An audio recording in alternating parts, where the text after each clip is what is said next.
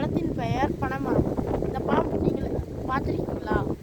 இந்த இந்த பழம் பனைமரத்தில் காய்க்கும். மூங்கில் இருந்து பழுத்தவுடன் கீழே விழும். இந்த பழத்தை நாம் ருசித்து பார்க்கலாம்.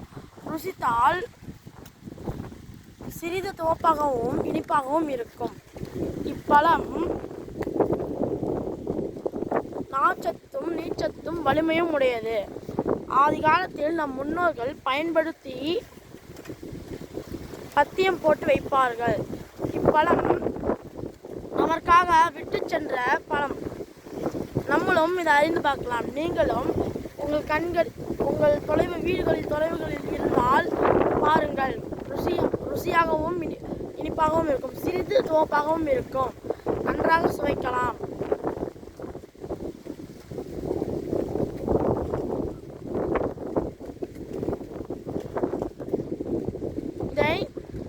இதில் நார் அதிகம், நார்ச்சத்து அதிகம்.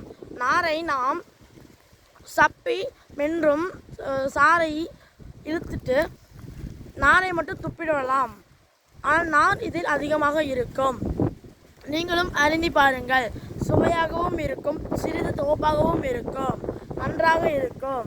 நீங்களும் மரத்திலிருந்து கீழே விழும் பனைமரம் எடுத்து சாப்பிட்டு பாருங்கள். இதை பற்றி பெரும்பாலும் மக்களுக்கு தெரியாது. நீங்களும் மக்களிடம் கூறுங்கள். நன்றி.